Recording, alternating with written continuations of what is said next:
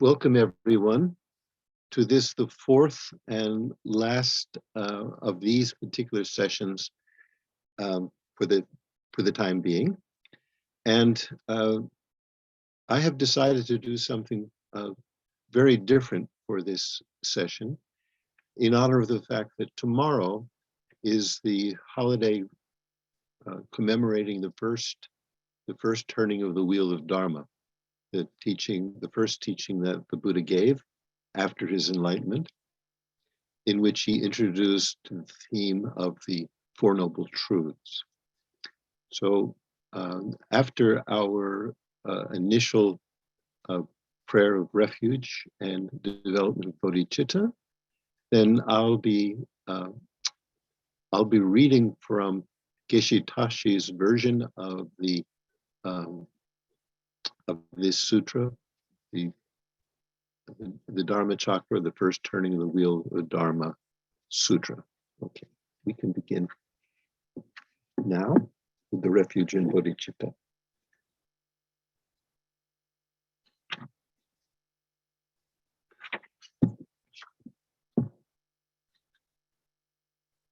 I go for refuge until I'm enlightened to the Buddha, the Dharma, and the Supreme Assembly.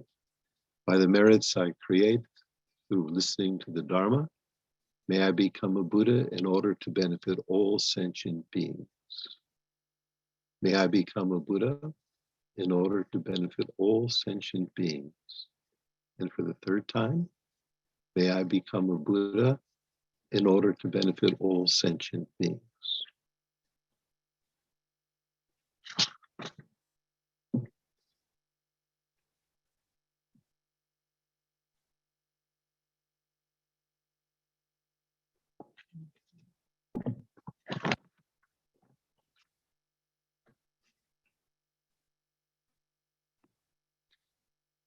So I think everyone is familiar at least with the names of the Four Noble Truths, the truth of suffering, the cause of suffering, the cessation of suffering, and the path that leads to the cessation of suffering. And this was introduced in this Buddha's first discourse. But he presents it in a very particular way, which from another source I had heard was a way in which generally doctrine was presented in ancient India as a so-called wheel.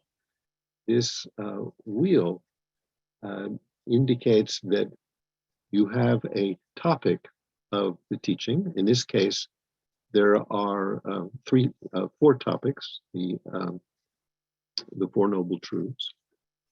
And then each of those are taught in four aspects. And then the three topics taught in four aspects. I'm sorry, I misstated that. The four topics are taught in three phases. Three phases is what I should have said. Indicates that there are 12 aspects to the presentation. Four topics, three phases, equaling 12 aspects. And that way of presenting the teachings is sometimes referred to as offering the wheel of the teaching. Okay. So with that as a very, very brief introduction, I would like to read from Geshe Tashi's presentation of the Four Noble Truths in volume 1 of the Foundation of Buddhist Thought. Thus I have heard, on one occasion, the Blessed One was dwelling at Varanasi, at the deer park at Isipatana, that is Sarnath. There the Blessed One addressed the bhikkhus of the group of 5 thus. What was this group of 5? These were the 5 ascetics who had shared his 6-year fast before he decided to leave. And they departed from him and went to Sarnath to continue their meditation without him. So that is the group of 5. Okay. And Buddha began saying, Bhikkhus, these 2 extremes should not be followed by one who has gone forth into homelessness. What 2? The pursuit of sensual happiness in sensual pleasures, which is low, vulgar, the way of worldlings, ignoble, unbeneficial, and the pursuit of self-mortification, which is painful, ignoble, unbeneficial. Without veering towards either of these 2 extremes, the Tathagata, the Buddha, without veering towards either of these extremes, has awakened to the middle way, which gives rise to vision, which gives rise to knowledge, which leads to peace, to direct knowledge, to enlightenment, to nirvana. And what bhikkhus is that middle way awakened to by the Tathagata, which gives rise to vision and so on up into nirvana? It is this noble 8-fold path that is right view, right intention, right speech, right action, right livelihood, right effort, right mindfulness, right concentration. This bhikkhus is that middle way awakened to by the Tathagata, which gives rise to vision, which gives rise to knowledge, which leads to peace, to direct knowledge, to enlightenment, to nirvana.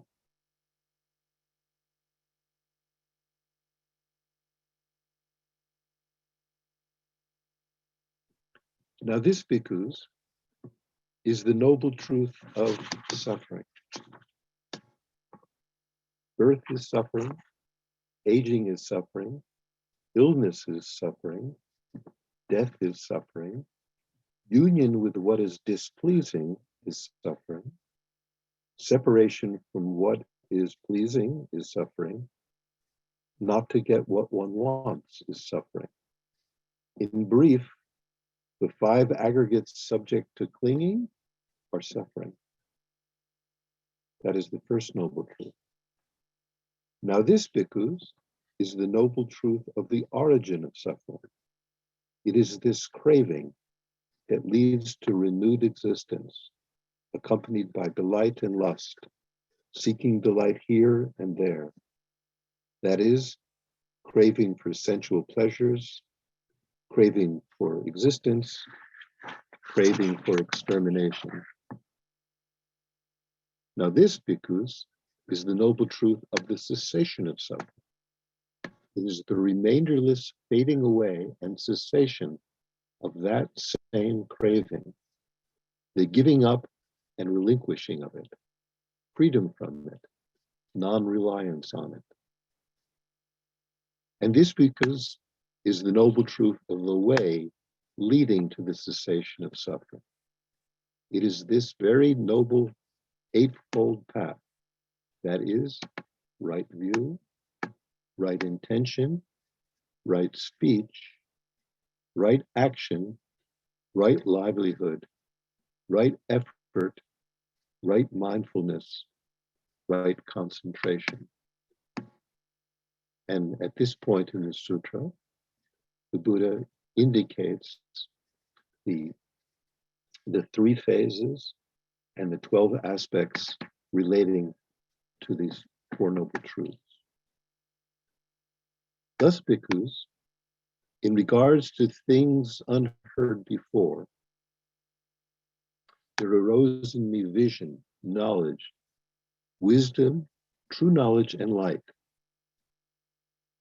This is the noble truth of suffering.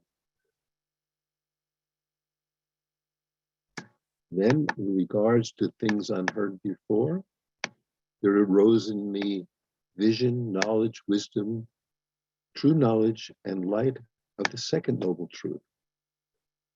This is the truth of suffering, to be fully understood.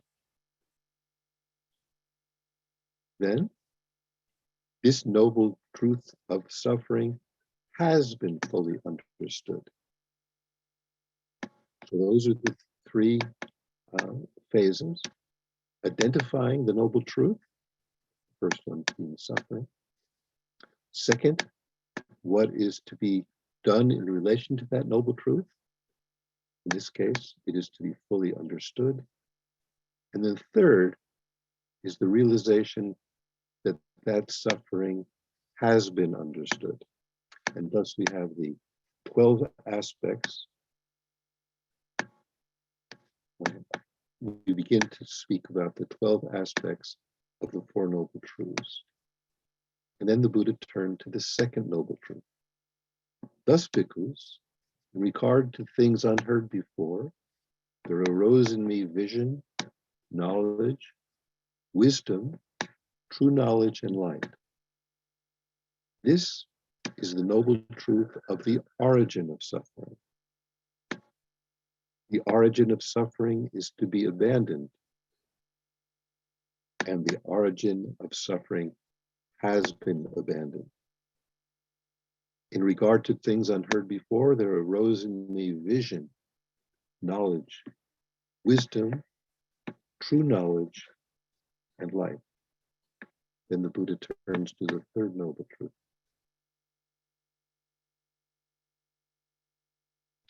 This is the noble truth of the cessation of suffering. This noble truth of the cessation of suffering is to be realized. This noble truth of the cessation of suffering has been realized.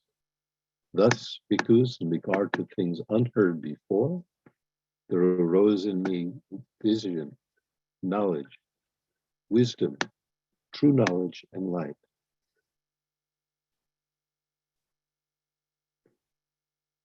Then, in regard to things unheard before, this is the noble truth of the way leading to the cessation of suffering. This noble truth of the way leading to the cessation of suffering is to be developed. And because this noble truth of the way leading to the cessation of suffering has been developed. Thus, bhikkhus, in regards to things unheard before, there arose in me vision, knowledge, wisdom, true knowledge, and light. So long, bhikkhus, as my knowledge and vision of these four noble truths, as they really are, in their three phases and 12 aspects, was not thoroughly purified in this way, I did not claim to be awakened to the unsurpassed perfect enlightenment in this world with its devas, maras, and brahma, in this generation with its ascetics and brahmins, its devas and humans. But when my knowledge and vision of these four noble truths, as they really are, in their three phases and 12 aspects, was thoroughly purified in this way, then I claim to have awakened to the unsurpassed perfect enlightenment in this world with its devas, maras, and brahma, in this generation with its ascetics and brahmins, its devas and humans. The knowledge and vision arose in me. Unshakable is the liberation of my mind. This is my last birth. Now, there is no more renewed existence. This is what was said by the Blessed One. Then, in some versions of this sutra, the Buddha ends by noticing that one of the group of five, who was named Kodanya, the Buddha could see with his clairvoyance, had developed direct insight into this teaching.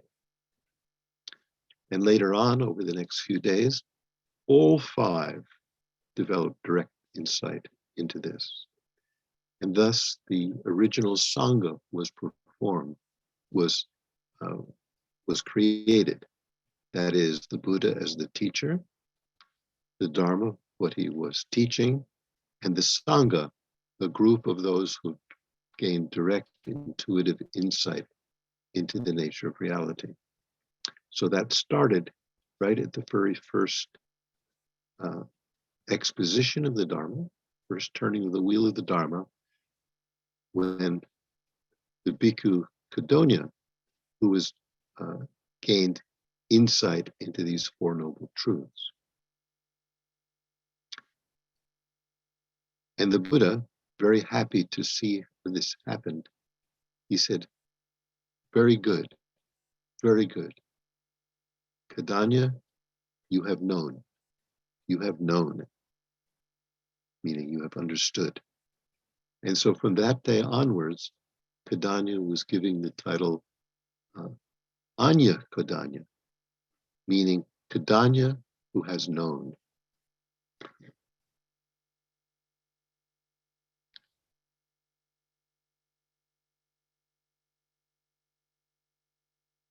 There is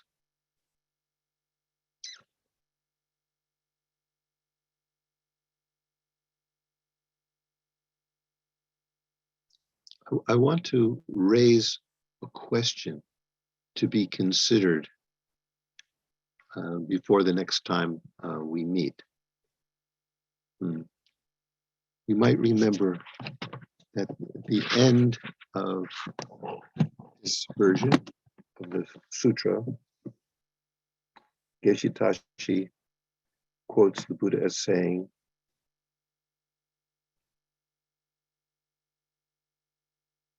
knowledge and vision arose in me, namely, unshakable is the liberation of my mind.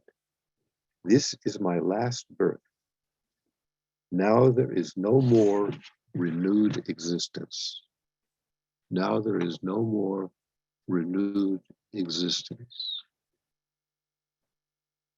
This is an intriguing question. What does that imply? If we take it literally, it means after gaining direct intuitive knowledge into the Four Noble Truths,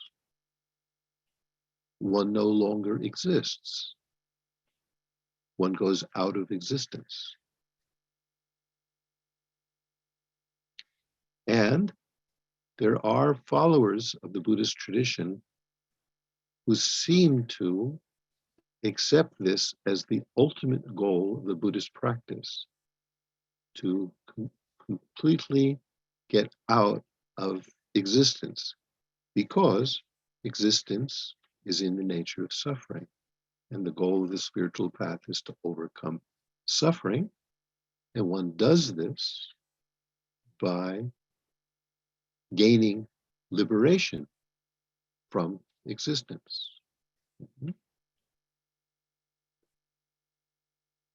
But the question to ask ourselves is, does this sound completely reasonable? And does it fit together with what else we know about the spiritual path? Is the aim of the spiritual path to achieve total non-existence?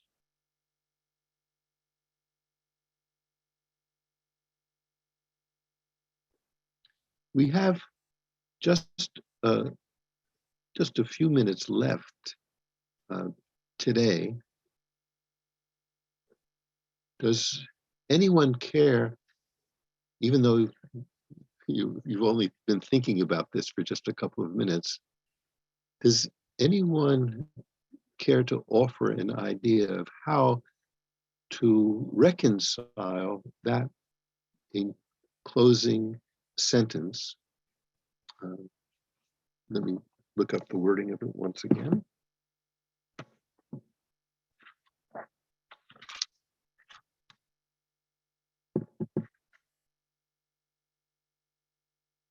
Unshakable is the liberation of my mind. This is my last birth. Now there is no more renewed existence. Now there is no more renewed existence. Is there a way of understanding that in harmony, for example, in harmony with what we know about the bodhisattva's path, to continue reappearing to help liberate all other beings? Does anybody? Can you hear me? Yes, Sunny, I see you. Thank you. So perhaps renewed existence refers to, he says there's no more renewed existence. That refers to existence without the kleshas, without any, and so he would continue, first of all, he would continue to exist. And corollary, as a corollary, I don't understand how he could not continue to exist, because according to the Dharma, life does not cease to exist. It doesn't say life ceases to exist if the right conditions are met, which are that you have achieved liberation.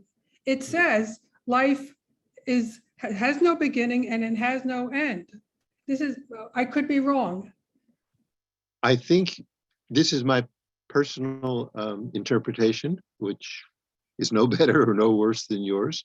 And I think you're very much on the right track, in my opinion. But one thing you said I didn't quite follow. Where in the Dharma does it say there's no beginning and no end? Is that a quotation from the Buddha? No, actually, it's absolutely not. Yeah, so that's my own kind of like, I have heard over and over again that there's no beginning. Yeah. Life. And all my teachers say life doesn't begin. I've never heard anybody say, that life continues after this lifetime forever. Although,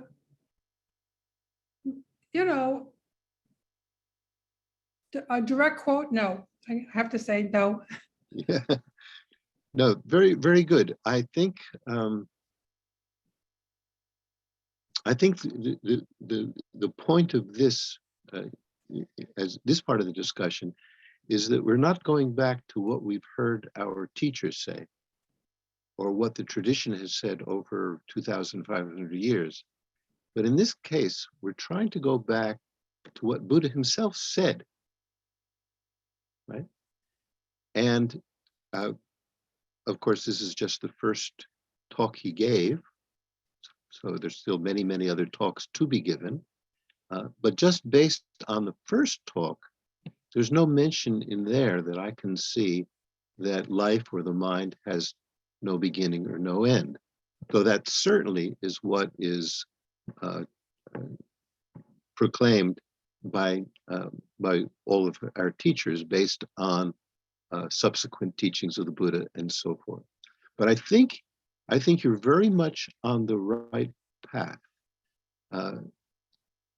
In my own opinion, if there was a real teacher sitting next to me, he might slap me in the head for saying that. But I think it is correct. I think it just requires a little tweaking. And you use the word klesha. That might not be known to everyone here, but I think most people know that klesha means the defilements or the afflictions. Okay. So is there a way of understanding the words of the Buddha? Is there some way that we can understand those last words, those quoted words, that in terms of gaining liberation from suffering. What kind? Oh, no, I'm sorry, I'm not saying that right. Buddha is saying this is the end of existence. This is the, let me look at those exact words, right? This is my last birth. Now there is no more renewed existence. Okay. And also, if anyone else here wants to jump in, yes, Venerable. Mute. But yes, but you have, thank you. you have to, yeah. Can you hear me Yes, now? I can. Good. Thank you. Thank you. Just in a way to add what Sunny was saying, I would add the little phrase, existence as I have known it. That could Birth be. as I have known it. That kind of makes it go along with what else the Buddha taught. That's a very good suggestion, indicating there was a style of living up to this point which has been overcome. So it's not existence per se, but existence as it has been happening, from its beginningless beginning to now. Something has been overcome. I think that's very much in the direction, I think, that both Sunny's remarks and the idea I had in my own mind were going. And the phrase that we add to it can be made a little bit more specific by making reference to my last birth. No more renewed existence. My last birth, not just as I have known it, but under the power of something. Under the power of what?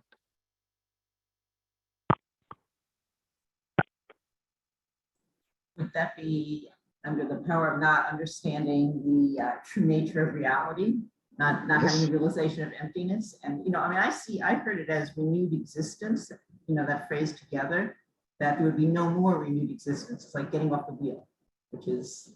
Yes, that literally, that's what it means, is getting off the wheel. So getting off the wheel of being born and having all the experiences of suffering and then dying. So from this point of view, someone who has achieved this liberation, once they physically die at the end of their life, one interpretation is then there is no more renewed existence for them. They go out of existence. But that doesn't square with the idea, certainly the idea present very strongly in the Mahayana tradition, that at the end of his parinirvana, the physical death, at the end of that lifetime in which liberation is achieved, the Buddha doesn't go out of existence. He remains in order to benefit all beings, and he does that continually. So I think there is a phrase that fits quite neatly into this, that at least from my limited point of view, solves this puzzle, assuming there is a puzzle. I mean, the other assumption is that this Mahayana interpretation, I'll call it the Mahayana interpretation. I don't think it's limited to the Mahayana, but the interpretation prevalent in the Mahayana, that after his parinirvana, Buddha continues, right? Any last thought before I before I give the solution, but it isn't the solution. It's my Jonathan? tentative solution. Yes. Can you Someone hear is. me? Oh, yes. This is about Yeah, hi, phone. Jonathan. Oh, Yeah, Michael. that's right. Thank you. Hi, thank you for the teaching. I just very quickly, maybe the Mahayana elaboration, which I don't think existed in the Pali literature, but the elaboration of the two truths of relative and ultimate truth, that is like these different pointers, different Michael, declarations. Michael, let me interrupt you because we're really Sure. reaching the end of time. So what is the interpretation that would allow us to understand Geshe Tashi's translation of the sutra in line with the Mahayana interpretation? What would That have to be added? I think, What will, as Sunny was indicating, that yeah, it depends how existence is defined, and is the ordinary mode of perception a valid interpretation of existence, or is it somehow not an accurate take on reality? So these terms have different connotations, and yes, so but I how don't did think here, Michael, I think you're approaching it, but I think because of limitation of time, I think mhm. maybe we can close into it a little bit more accurately. Um, and I'm going to take off from something that Venerable Tenzing and Sunny and Sheila all indicated, at least tangentially, was that existence as we ordinarily know it, or existence as it has been up to this point, right? All of that indicates existence under the force of karma and delusion. Under the force of karma and delusion. Venerable Tenzing, I think you were about to say something like that. Yes, well, just that you said under the power of, and that's what I was thinking. Karma Yes. and delusions. May it be so. May it be so. Yeah. Yeah. I think I've not heard this expressed by an authority, but I think those are the quote unquote missing words here. That we have ordinary existence, which was kind of Michael was indicating, and everyone else was indicating in their own words, which is birth, life, and death, and reincarnation, all under the force of karma and klesha, karma and delusion. But what Buddha seems to be indicating here is what he has understood by plumbing the depths of the Four Noble Truths, which would include what Michael was indicating, the ultimate nature of existence, the distinction between conventional reality and ultimately understood truth. Ordinary existence is under the force of karma, actions, because of the arisal of the klesha, the afflictions. Whereas the insight that Buddha gave indicated that his mind now is free from the kleshas, free from the defilements. So his actions, the actions that he do, are not impelled anymore by those delusions. But that doesn't mean that he ceases to act or ceases to exist, because what still remains is compassion for sentient beings who are suffering. And out of this compassion, he teaches them the path to liberation. So I think this is, for me, because I always found this phrase, this is my last birth, I'm not going to be born again. I always found that disturbing, even before I heard very much about the Buddha's Mahayana teachings. I always found it disturbing. Is that the end result, of all of this 3 countless eons of practice, is that we poof go out of existence, or is it that there's something that poisons the ordinary way in which we live and die, which that poison then can be removed. And what impels us to go on is a pure mode of existence, and particularly a mode based on compassion for those who are still caught on the wheel of suffering. Okay. So anyway, that's something I have never, in all the years I've studied, in all the 50 years, I've never actually asked one of my teachers, is there a way of understanding those last lines?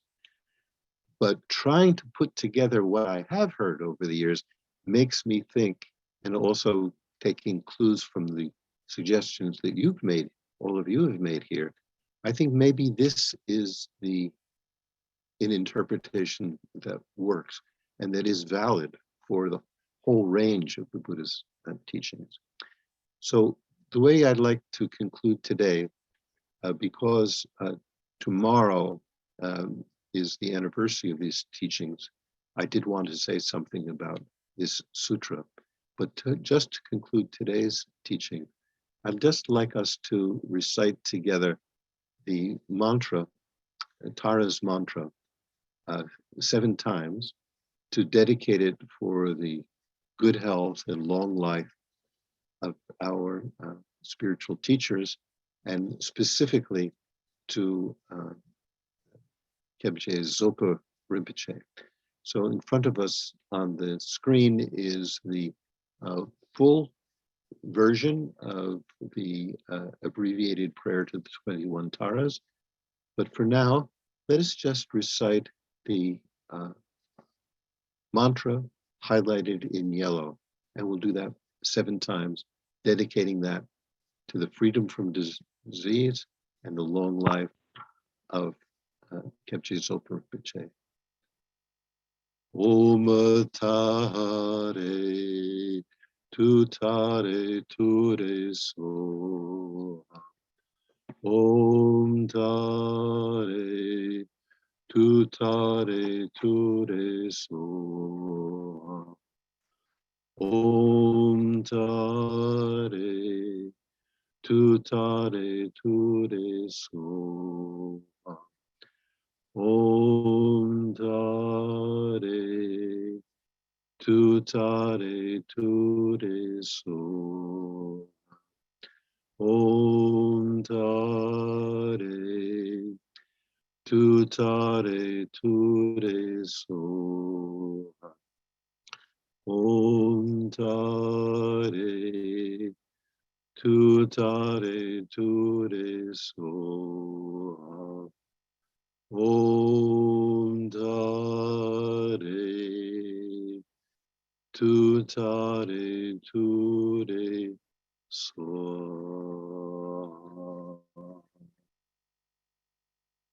So I want to thank everyone for their participation and good ideas here, and make a request that if in the ensuing days, weeks, months, or years, you hear or come up with a much better interpretation how to understand these last lines from the Buddha's first teaching on turning the wheel of Dharma, and to allow it to accord most beneficially with the whole scope of the teachings that the Buddha continued to give for at least the next 45 years of his earthly existence, if not even long after that, then I, for one, would be most interested to hear whatever ideas or realizations you come up with.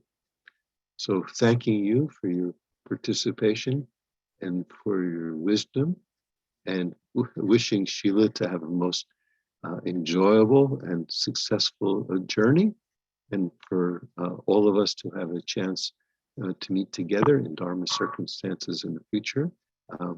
I say goodbye for now, and thank you so much.